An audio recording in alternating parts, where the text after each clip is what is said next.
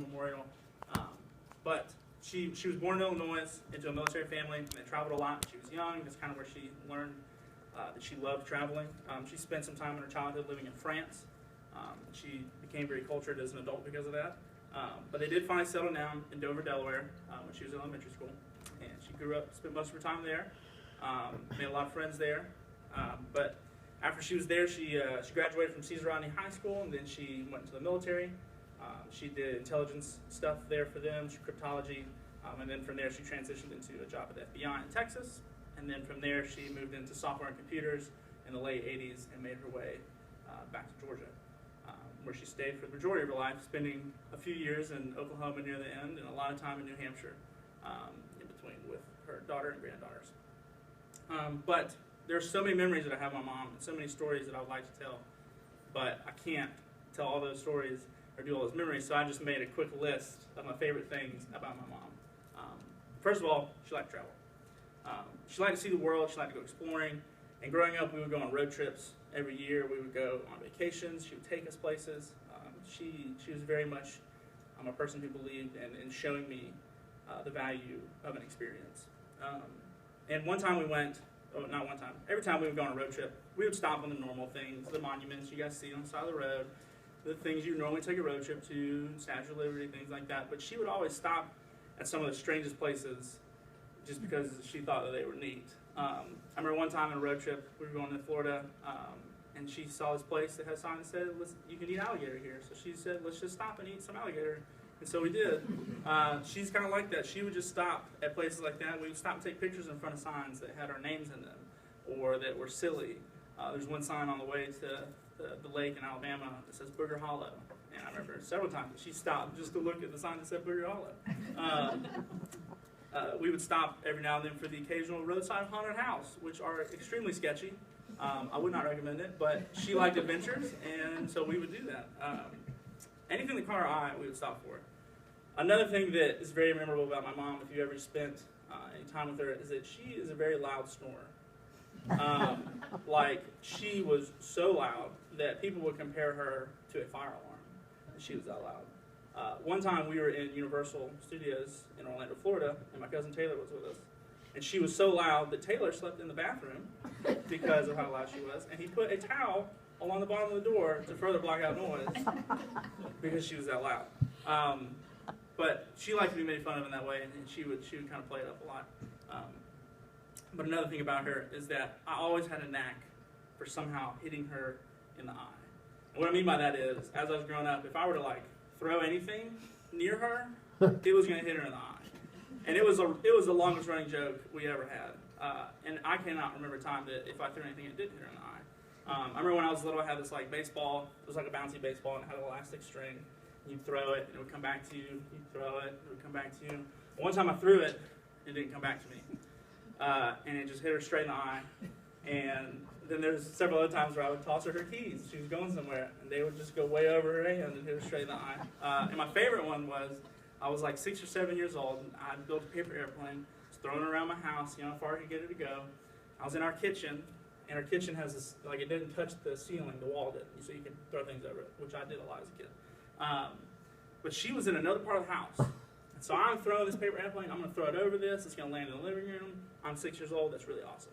So I throw it, and it goes over the wall, and I don't hear it land, I just hear, ow! And I'm like, what? And I run around the kitchen, and I come out, and she is down hall in our house. She was coming out of her bedroom to come into the living room, and I had somehow thrown the paper airplane, and it curved, gone down the hall, and hit her straight in the eye. And she always blamed her bad eyesight on me, but it was in a joking way, and it was really fun. I loved that about her, that we had running jokes like that. One of my most favorite memories about her is her kitchen. She was an incredible cook. And I spent a lot of time in there and watching her cook and eating her cooking. She taught me to love food, and you can see that I still love food. But she usually did have something cooking, and I would come in on a weeknight from baseball practice or football practice, and the smell of meatloaf, or the smell of chicken and dumplings, or the smell of pork chops would fill the house. And then on Saturday mornings, it was usually bacon and eggs and cinnamon toast. She can make the best cinnamon toast, which is the most simple thing in the world to make. But she can make it like nobody else. And I still cannot make cinnamon toast. Sometimes I try to make cinnamon toast, and it's just burnt. It's not good. And then occasionally, occasionally, if you were lucky, it was usually on somebody's birthday. There might be a blackberry cobbler or a peach cobbler, or if you're really, really lucky, a chocolate pie. And I vividly remember sitting up on her counter with her mixing bowl and just like licking what was left of it as a little kid and just watching her cook. And that was one of my favorite things to do with her. She was also a really big prankster. She liked to play jokes on people. She liked to tell ghost stories and get you worked up. She liked to jump out from behind things and scare you. She liked to make you laugh and make you a little afraid and uneasy. And I would always try to prank her back and get her back and scare her, and I could never do it. Ever. Not once in my life was I ever able to actually scare her or actually like get a prank on her. I would set things up, really elaborate, fun things for like April Fool's Day. She would catch me every time. She would just figure out a way, or she was always watching. She always told me she had eyes in the back of her head, but somehow she knew what I was doing, and she would always catch me. But she did teach me that laughter and silliness is usually the best way to handle anything. She was like that, and I think I'm like that a lot because of her. But along with that, she was a very creative person. She got me into art at a very young age, into drawing, into movies, into all kinds of this kind of creating things. She would encourage me to draw and write stories. And she was the first person to really put a camera in my hands and teach me how to use it. And that's kind of what started where I am today and what I do now. Because she was the one who encouraged me in that. And I remember when I was little, she gave us this camera, and me and my cousins and my friends would make videos. We'd do silly accents and skits. And we still have a lot of them on VHS tapes of me and my cousin Taylor just being crazy. But whenever we were about to do something really embarrassing to a 7-year-old, we would say things like, "Mom, don't watch us," or "Mom, don't listen." Because as a 7-year-old, you think if you tell them don't listen, they're not going to listen. But I know that she listened, and we did ridiculously silly stuff, and she loved every second of it, and she would encourage us to do it. And now I get to do that every day, and I thank her so much because she put that in me. She encouraged me in my own talents, and that helped me where I am today. Another favorite memory about my mom is the way she treated people. She was a very, very selfless lady. If anybody that was a friend or a family member needed food or someone to talk to or a roof over their head, she would give it to them without asking. She helped out everybody she could. She took so many people in that were not her children and basically made them her children as much as she could because she loved people like that. She taught me at a very young age, I watched this, she never told me this, I just watched her do it, but that to put other people in front of yourself, that was a big thing that she lived by, is that other people were more important than she was. She was the most humble person I've ever known, and I remember sometimes when we were younger, money was tight and things were rough, but she would still give to help her friends and family that were in need, and that affected me a ton as a kid. I didn't understand it then, but now I see the value of it. But my all-time favorite memory of my mom, it's hard to rank them, but this one wins, was the morning of her surgery in 2013. She had a surgery in 2013 that took away the ability for her to eat and talk because the cancer had gotten onto her larynx and her esophagus. It was a big surgery. It was 17 hours long. It was going to change the way she was going to be forever. But we're sitting in like the pre-surgery room at 5 a.m. in the morning in Boston. It's snowing outside. It's cold, and I'm nervous. I'm worried. I mean, she's about to go into a 17-hour surgery. Regular surgeries have risks, but I mean, this one is a huge risk. And she wasn't nervous. She wasn't afraid. She had this really strange like peace about her, like a really calm assurance of what was happening. And I didn't know why she had that.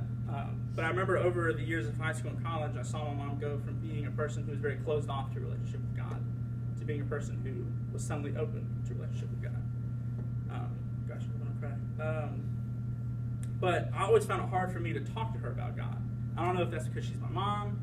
She was like my best friend. I don't know if that was why it was hard for me to talk to her or what. But of course, me being me, I procrastinated to the very last possible time that I could actually talk to her about it, because she wasn't about to be able to talk anymore. So then I decided I should talk about it. And I asked her, I said, why are you so calm? Why aren't you nervous? And I was kind of trying to lead her into just me talking about Jesus. And she just straight up said, because I'm saved. Because Jesus is Lord, and I don't have anything to worry about. And I was like, whoa. And as she said that, the doctors came in, wheeled her out, she hugged me, and she kissed me. She said, I love you, and never stopped praying for me. She went away. And I'm not going to do it. And at that moment, I was in shock. I was still afraid and nervous. But in just a few seconds, God took what was my weakness and my fear, and He turned it into strength through the words of my mom. Words I'd never heard her say. And she came out of that surgery, and she recovered extremely well. She was at our wedding and my graduation just 2 months later. She got to spend time with her granddaughter, see her be born.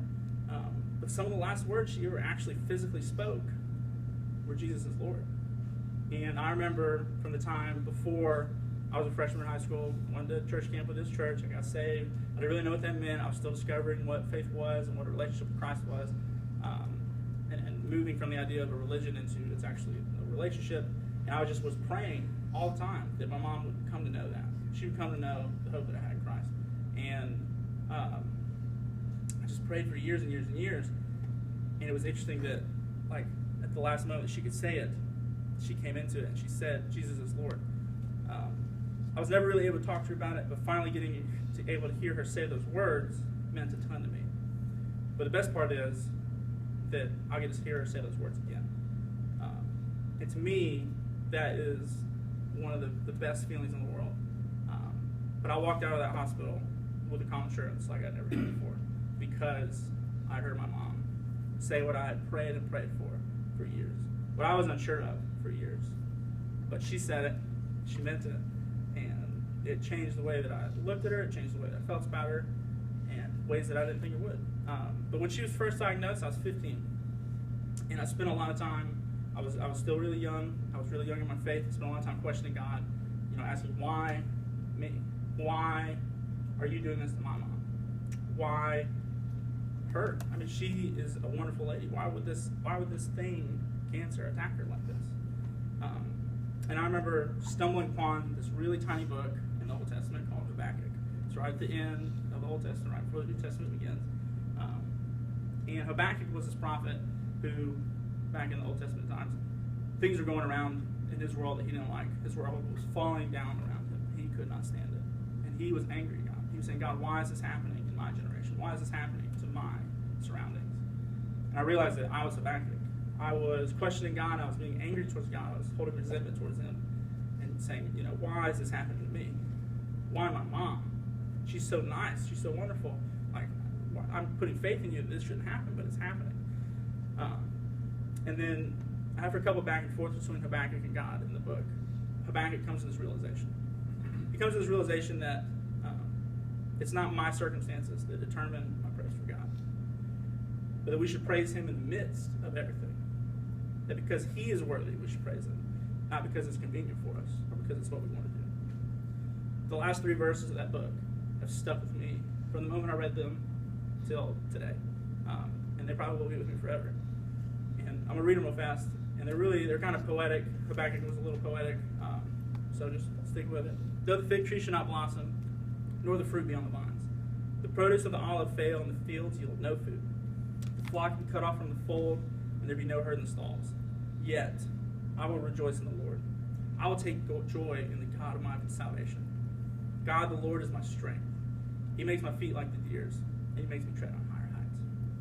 I read that as a 15-year-old, and I read it again now as a 24-year-old, and it still has the same meaning to me. And that is, no matter what we're going through, no matter what our family's going through, no matter what our circumstances are, yet, He says it right there in verse 18, yet I will rejoice in the Lord.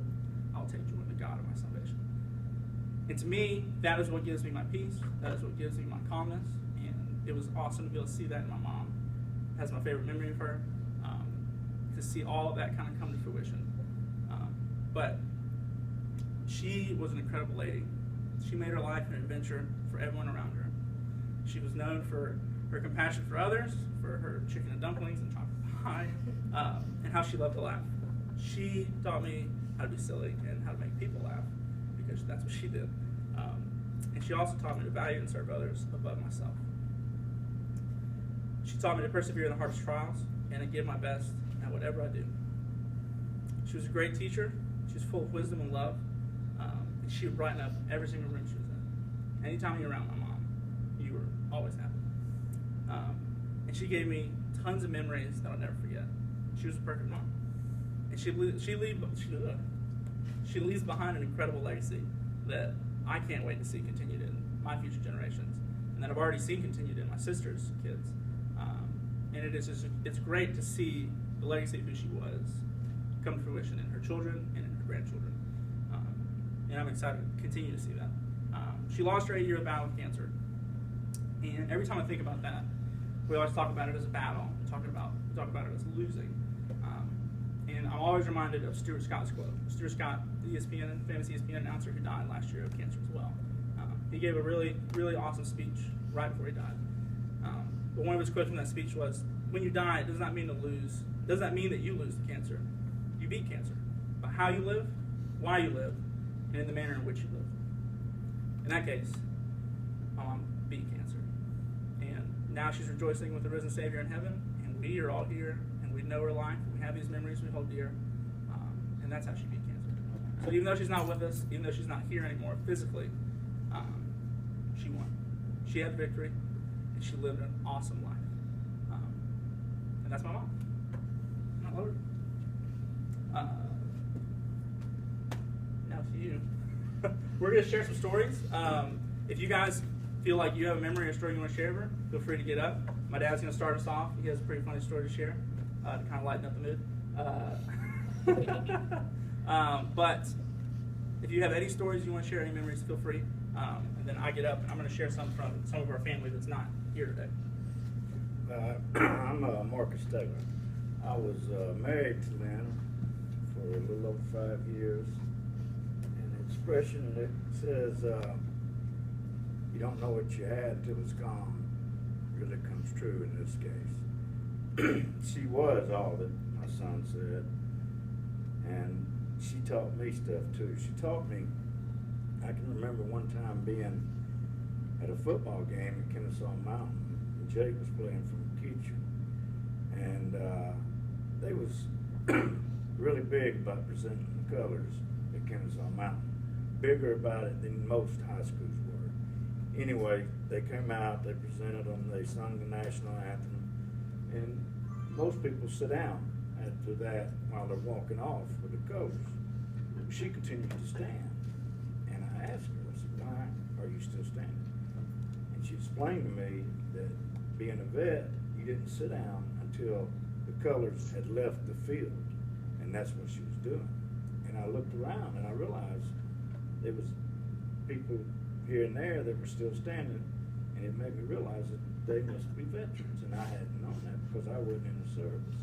But she was very adamant about her time in the service, about her dad being in the military and retiring. I went to a funeral when her father passed away in Dover, Delaware.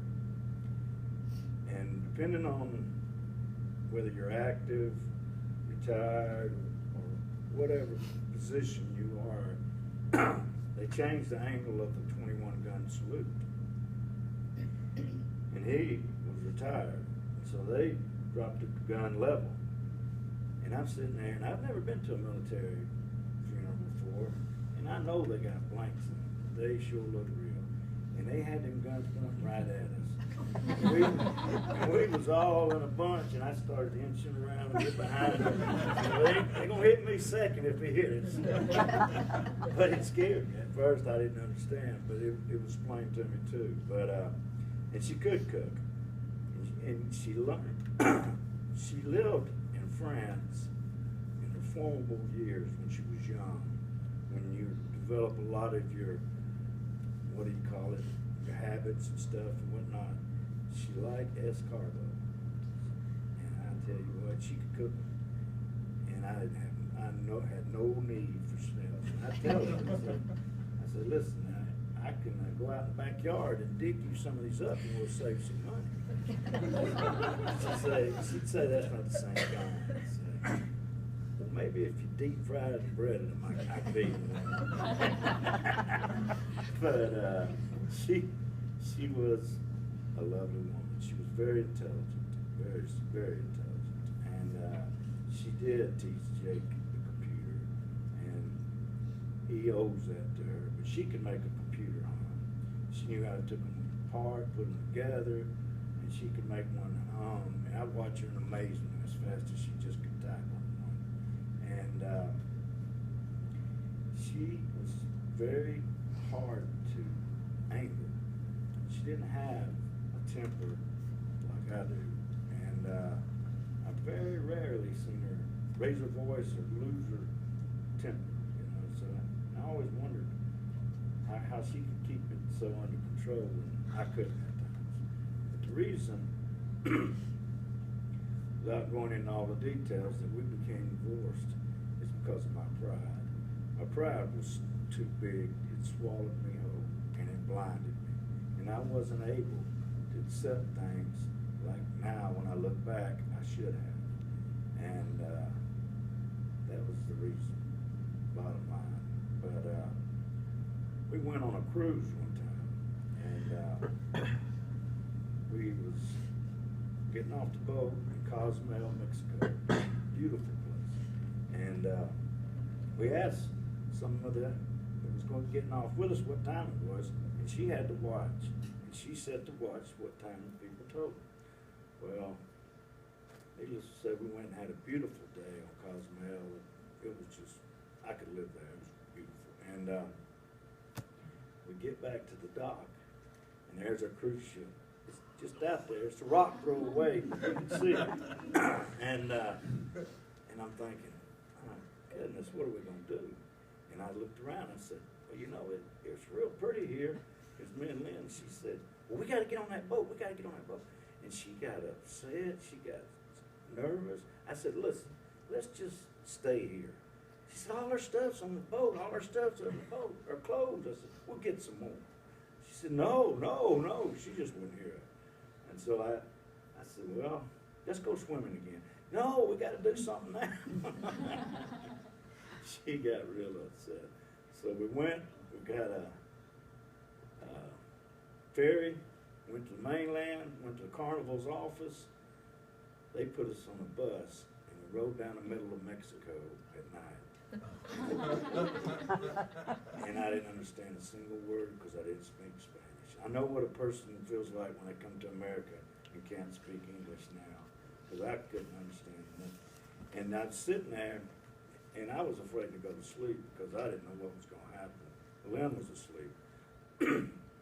And we went through all these towns, and some of them would be lit up, and it looked like old westerns. So it was somewhere that I would have never seen had this not happened. And I enjoyed seeing them, but I was fearful too, because I didn't know what was going to happen. But we finally got there to the next port that it was going to stop at, and another Carnival guy took us to the dock, and we were standing at the dock, the boat come pulling up. And we went to our room thinking, well, we was going to get to go to sleep. It was locked. Our key wasn't working. And I went down there and I said, listen, we can't get in our room. And they said, well, you can't get in your room till you pay us for what you owe us for missing the boat. I said, well, we're not going to be able to do that unless you let us in the room because my money's in the room, in the safe.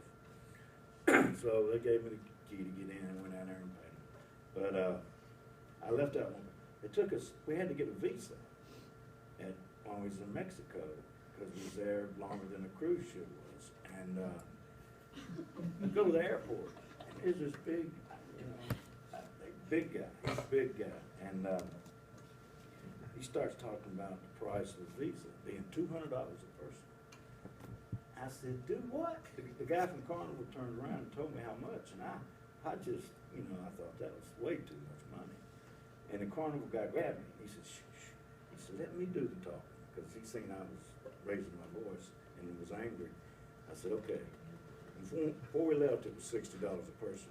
But it amazed me how you could negotiate official fee for something like a visa. I thought it would be cut in stone that it was this amount. But anyway, she was happy to be back on the boat. We had a hurricane in Miami. We was on a 7-day cruise, and we was headed back to Miami, and a hurricane come, and they said, well, we're going to have to detour because we don't want to take this big old expensive boat back to Miami and take a chance of it getting hurt. So we're going to go to Cozumel again. So here we go to Cozumel, and I looked at Lynn and I said, see, they would have just picked us up on the way. But it was a fun time, and even though we was divorced for years after that, we had a relationship. We raised Jake together. We didn't bicker about money. We split everything.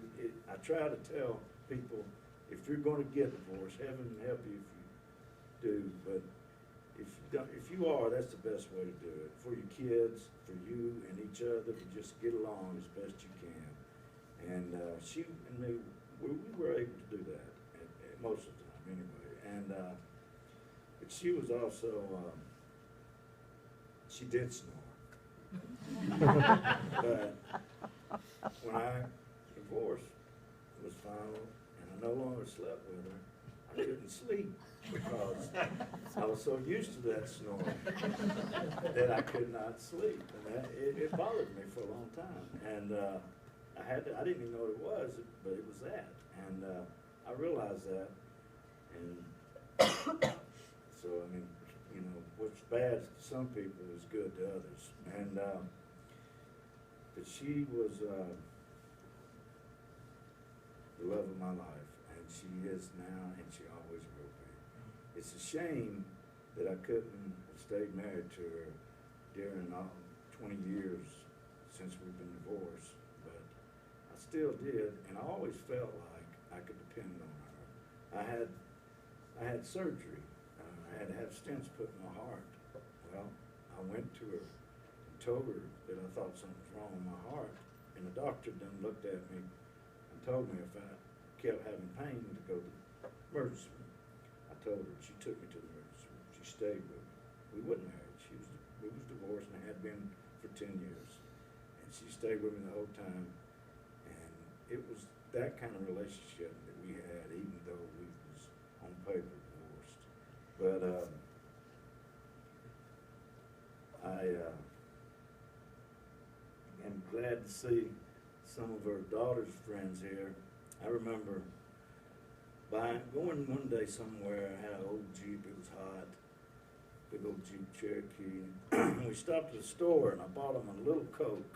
You know, the old-fashioned Cokes. And Laura just thought the world of that, didn't you, Laura? And she, I don't know, she just liked it. But Lynn liked both of y'all, you and Darlene. And she thought the world of y'all. And she liked having y'all around Tanya. And that was a good thing for Tanya, too. And I'm glad that both of y'all are having happiness now in y'all's lives, too. But, yeah, is there anybody else that would like to share a pleasant story about Lynn? Now's the time. Anybody? Right. Well, if you know the sign, or you're waiting to decide, I have two stories I'm going to share from Teresa and Cameron. A couple family members who can't be here today because they live way up north. Teresa was her best friend growing up. She met her in Delaware. They have stayed best friends throughout the years. They would go on crazy road trips together. A year and a half ago, they just decided they were going to go to Utah, and they hopped in the car. One was in Oklahoma, one was in Delaware. They met up, went to Utah.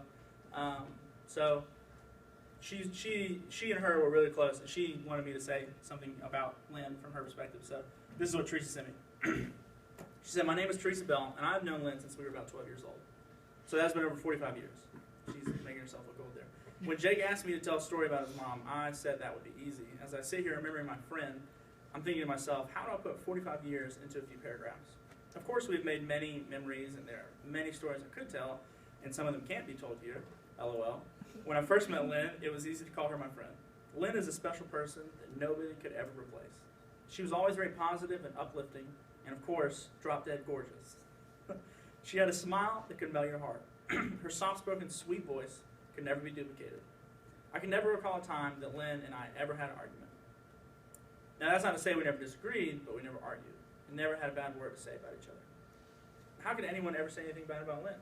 She's the most caring, sweet, bright, beautiful person I've ever known. When Lynn started her life with her first child, Tanya, she was moving around a lot.